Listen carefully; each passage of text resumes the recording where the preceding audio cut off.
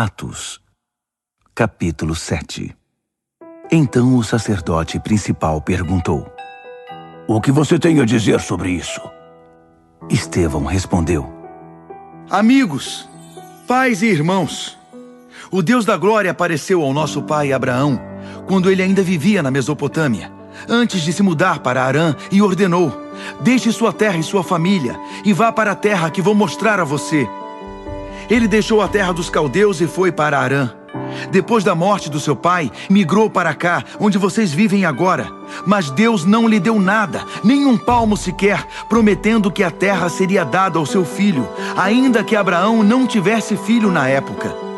Deus revelou que sua descendência se mudaria para uma terra estranha e ali seriam duramente escravizados por 400 anos, mas prometeu: vou tomar providências contra os seus dominadores e trazer meu povo para cá, para que me adorem aqui. Deus firmou uma aliança com Abraão e assinou na carne do patriarca pela circuncisão. Abraão teve seu filho Isaque e 8 dias depois fez o sinal da circuncisão no menino também. Isaque tornou-se pai de Jacó, Jacó pai dos 12 pais, e cada um passou adiante o sinal da aliança. Certo dia, os pais, cheios de inveja, venderam José como escravo para o Egito. Mas Deus estava lá com ele e não só o livrou de todas as suas lutas, como o levou até a presença do faraó, rei do Egito, que ficou tão impressionado com José que o pôs como responsável de todo o Egito, até mesmo de seus assuntos pessoais. Mais tarde, uma fome atingiu a região, do Egito a Canaã, com terríveis consequências. Na fome, nossos pais procuraram comida em toda parte, mas a despensa continuava vazia. Jacó soube que havia comida no Egito e enviou nossos pais para investigar. Confirmada a notícia, eles voltaram ao Egito segunda vez para comprar comida. Nessa visita, José revelou sua identidade aos seus irmãos e apresentou a família de Jacó ao rei do Egito. Então José mandou buscar seu pai Jacó e os demais membros da família, 75 ao todo. Foi assim que a família de Jacó chegou ao Egito. Jacó morreu, e nossos pais depois dele. Eles foram levados a Siquém e sepultados num túmulo que Abraão havia comprado dos filhos de Amor por um bom dinheiro. Quando os 400 anos estavam para se completar, o tempo em que Deus prometeu a Abraão libertar Israel, o nosso povo no Egito já era imenso, e estava sob um rei do Egito que nunca tinha ouvido falar de José. Ele explorou o nosso povo sem piedade, a ponto de nos forçar a abandonar os recém-nascidos, condenando-os a uma morte cruel. Foi nessa época que Moisés nasceu. E que bebê bonito! Ficou escondido em casa por 3 meses. Quando não era mais possível escondê-lo, ele foi tirado de casa e imediatamente salvo pela filha de Faraó, que cuidou dele como se fosse um filho. Moisés recebeu a melhor educação do Egito e se destacou tanto acadêmica como fisicamente. Aos 40 anos, Moisés quis saber como era a vida de seus parentes hebreus e foi verificar a situação deles. Um dia viu um egípcio maltratando um deles e interferiu, e matou o egípcio para vingar o irmão humilhado. Imaginava que seus irmãos ficariam contentes ao saber que ele estava do lado deles e queriam vê-lo como instrumento de Deus para libertá-los. Mas eles não entenderam nada disso. No dia seguinte, 2 deles estavam brigando e Moisés tentou interferir, sugerindo que fizessem as pazes e se entendessem. Amigos, vocês são irmãos, por que estão brigando? O que havia começado a briga retrucou: quem deu a você autoridade sobre nós? Vai me matar como matou o egípcio ontem? Quando Moisés ouviu isso, percebeu que a notícia havia se espalhado e fugiu. Exilou-se em Midian e durante os anos do exílio teve 2 filhos. 40 anos depois, no deserto do Monte Sinai, um anjo lhe apareceu num arbusto em chamas. Maravilhado com aquilo, Moisés foi conferir de perto e ouviu a voz de Deus: eu sou o Deus de seus pais, o Deus de Abraão, Isaque e Jacó. Morrendo de medo, Moisés fechou os olhos e virou o rosto. Deus lhe disse: ajoelhe-se e ore. Você está num lugar santo, em terra santa. Tenho visto a agonia do meu povo no Egito.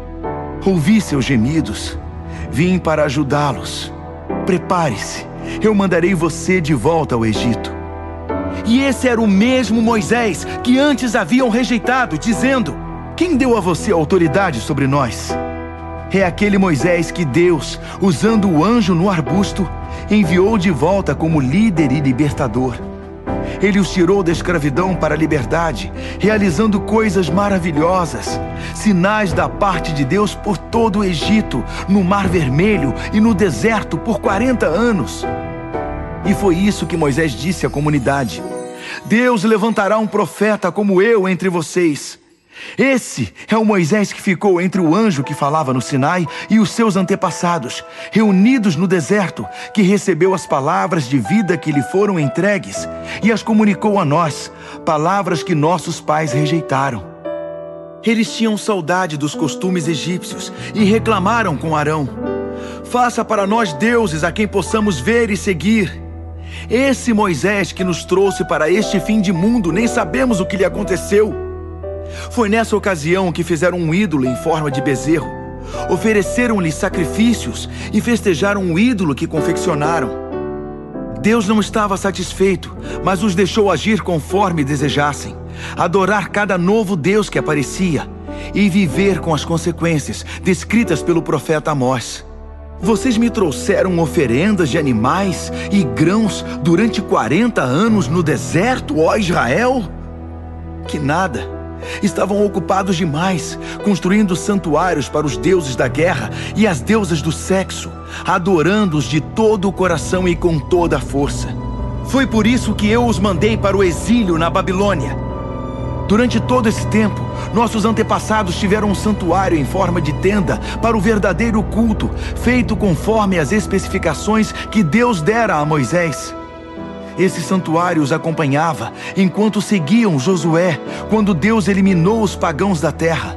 Eles ainda o tinham no tempo de Davi. Foi então que Davi pediu a Deus para construir um lugar permanente de adoração, mas foi Salomão que o construiu. Mas isso não quer dizer que o Deus Altíssimo viva num edifício feito por homens. O profeta Isaías expressa com muita clareza essa questão. O céu é a minha sala do trono. Eu descanso meus pés na terra. Então, que tipo de casa vocês pensam construir para mim? Deus pergunta. Onde eu possa descansar e sossegar? Ela já está pronta e eu a construí. A verdade é que vocês continuam teimosos, com o coração insensível e com os ouvidos fechados. Vocês deliberadamente ignoram o Espírito Santo, como fizeram seus antepassados. Houve pelo menos um profeta que não tenha recebido o mesmo tratamento? Seus antepassados mataram todos os que ousaram anunciar a vinda do justo. E vocês mantêm a tradição da família. São traidores e assassinos, todos vocês. Receberam a lei de Deus que foi entregue por anjos como um presente, mas vocês a desprezaram. Mal ele acabou de falar, o povo deu vazão à fúria, com vaias, assobios e ofensas. Mas Estevão, cheio do Espírito Santo, nem prestou atenção. Tinha olhos apenas para Deus, porque o estava vendo em toda a sua glória, com Jesus ao lado. Ele exclamou: Oh, vejo os céus abertos e o Filho do Homem ao lado de Deus. Gritando e vaiando, a multidão arremeteu contra ele como um estouro de boiada. Arrastaram-no para fora da cidade e o apedrejaram. Os líderes pediram a um jovem chamado Saulo que tomasse conta das roupas dele. Enquanto as pedras caíam como chuva, Estevão orava: Senhor Jesus, recebe meu espírito. Em seguida, ajoelhou-se e orou alto o bastante para que todos ouvissem: Senhor, não os culpe por causa deste pecado. Foram suas últimas palavras. E depois, ele morreu. E Saulo estava ali, comemorando com os assassinos.